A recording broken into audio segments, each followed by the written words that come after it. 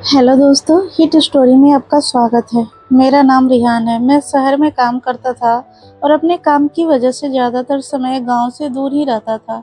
कुछ समय पहले मैं शादी करने के लिए गांव आया था। यह शादी मेरी पसंद से नहीं बल्कि मेरे पिता के एक पुराने वादे की वजह से हुई थी। मेरे पिताजी ने अपने एक दिल दोस्त से वादा किया था कि उनकी बेटी को अपने घर की बहू बनाएंगे और उन्होंने अपना वादा निभाया। मेरी पत्नी का नाम अनुराधा था। वह मुझसे उम्र में कुछ बड़ी थी और गांव के माहौल में पली बड़ी एक सीधी सादी लड़की थी। उस समय मेरी सोच बहुत गलत थी। मैं इंसान की अच्छाइयों को समझने के बजाय उनके रहन सहन और बाहरी रूप को देखकर फैसला करता था। इसी वजह से मैं अनुराधा को स्वीकार नहीं कर पा रहा था। शादी को 1 महीना हो चुका था, लेकिन मुझे ऐसा लगता था जैसे मैं किसी ऐसी ज़िंदगी में फँस गया हूँ जिससे मैं निकलना चाहता हूँ। अनुराधा हर वक़्त मेरे करीब आने की कोशिश करती थी, लेकिन मैं उसे दूरी बनाकर रखता था। उसकी हर बात मुझे बोझ लगती थी। वह मेरी परवाह करती थी, लेकिन मैं उसकी भावनाओं को समझने की कोशिश ही नहीं करता। एक सुबह मैं जल्दी उठ गया क्योंकि मैं वापस शहर जाना चाहता था। मैं अपना सामान लेकर बाहर निकलने लगा तो अनुराधा मेरे सामने आकर खड़ी हो गई। उसकी आंखों में उदासी साफ दिखाई दे रही थी। उसने धीमी आवाज में कहा कि इतनी जल्दी मत जाइए, कुछ दिन और रुक जाइए। उसकी बात सुनकर मेरा दिल नहीं पिघला। मैंने कठोर स्वर में कहा कि मुझे शहर में बहुत जरूरी काम है और मैं ज्यादा दिन यहाँ नहीं रुक सकता। उसने कुछ और कहा चाहा, लेकिन मैं उसकी बात सुनने बिना बाहर निकल गया। जब मेरे माता पिता को पता चला कि मैं वापस शहर जा रहा हूँ तो उन्होंने मुझे रोकने की कोशिश की। पिताजी ने कहा कि अभी तुम्हारी शादी को ज्यादा समय नहीं हुआ है, बहू को अकेले छोड़कर मत जाओ। मैं अपने पिता का बहुत सम्मान करता था, इसलिए मैंने काम का बहाना बनाकर उनसे जाने की अनुमति मांगी। आखिरकार उन्होंने भारी मन से मुझे जाने दिया। उस समय अनुराधा छत पर कपड़े सुखाने गई हुई थी। मैं उसे मिलने बिना ही घर से निकल आया। गांव से निकलते ही मुझे ऐसा लगा जैसे मैं किसी बोझ से मुक्त हो गया हूँ। मुझे गांव का शांत माहौल कभी पसंद नहीं था। मुझे शहर की चमक धमक और भाग दौड़ी वाली जिंदगी अच्छी लगती थी। शहर पहुंचते ही कुछ लोग मुझे लेने आ गए।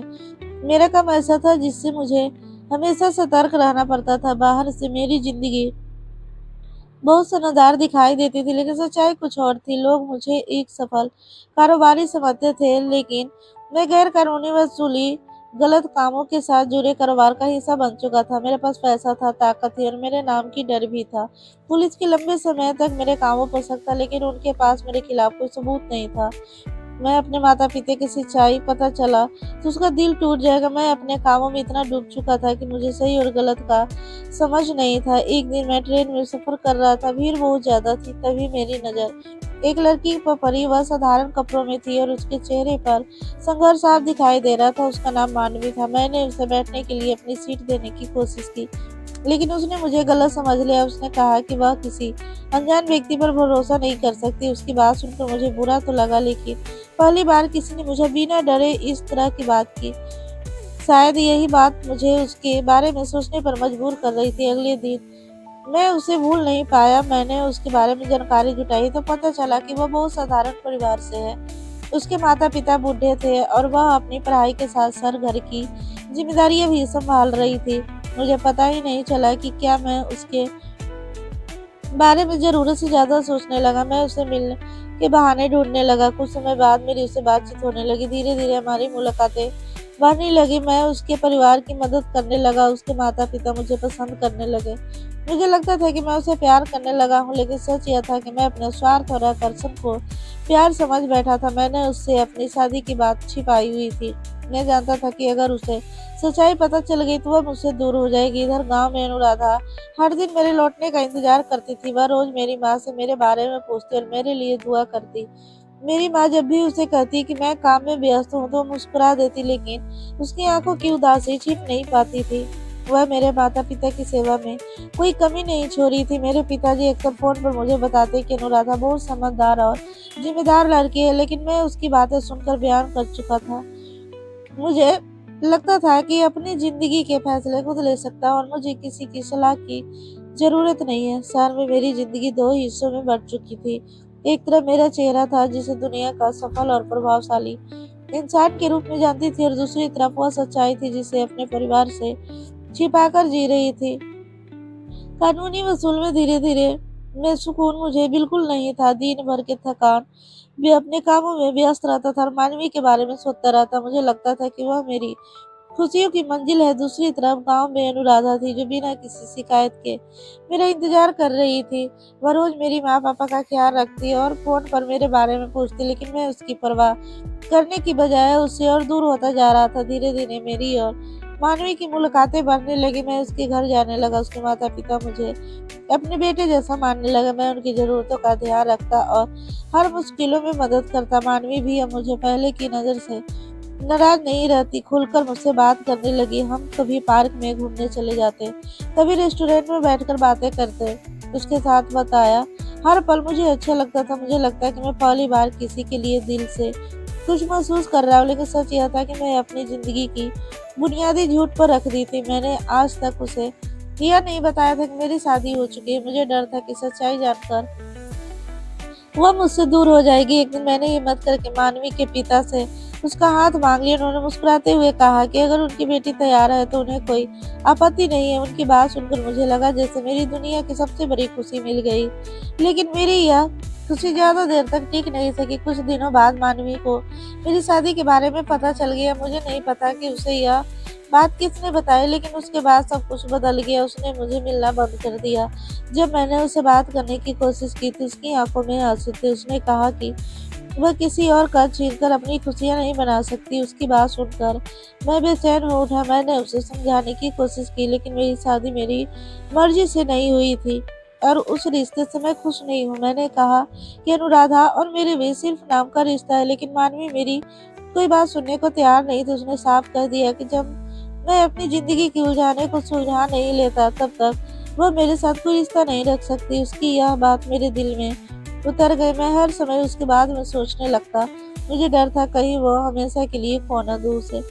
इसी बेचैन में मेरे गांव वापस आने का फैसला किया। मुझे लगा कि अगर मैं अनुराधा से दूरी बना लूंगा तो शायद वह खुद मुझसे अलग होने का फैसला कर लेगी।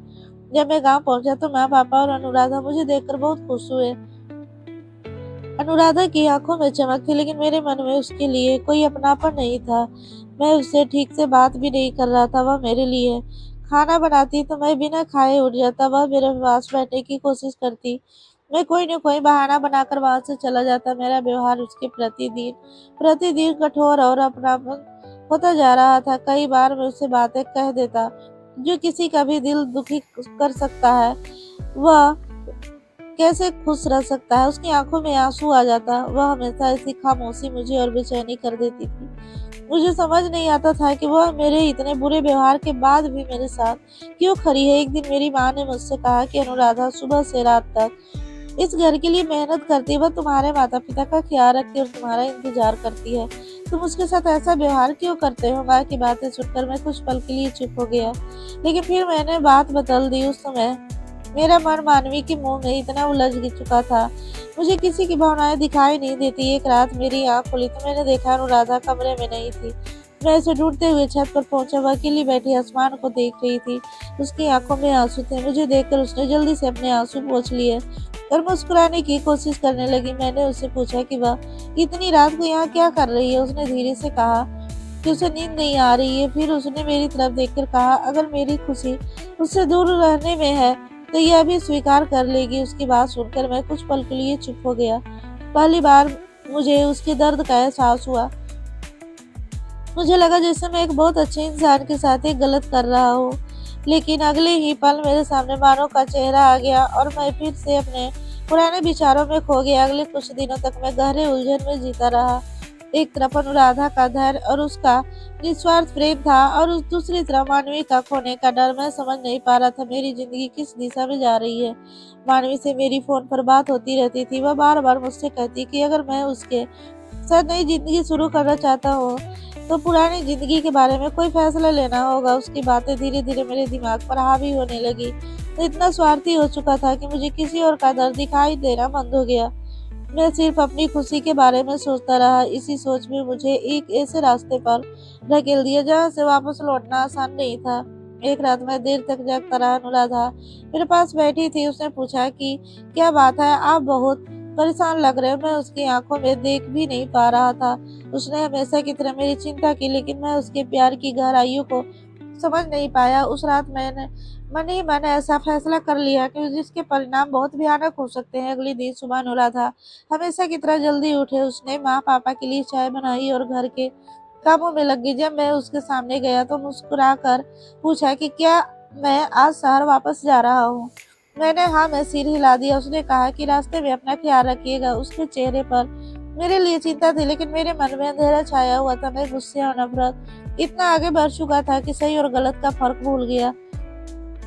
कुछ देर बाद मैं घर से निकल गया। रास्ते भर मेरा दिल जोर जोर से धड़कता रहा। मैं खुद को समझाता रहा कि मैं जो कर रहा हूँ उसकी मेरी सारी परेशानियां खत्म हो जाएगी, लेकिन मेरे अंदर की आवाज बार बार मुझे रोक रही थी। जैसे जैसे मैं गांव से दूर जा रहा था वैसे मेरी बेचैनी बढ़ती जा रही थी। अनुराधा की मुस्कान और उसकी बातें मेरे मन में गूंज रही थी।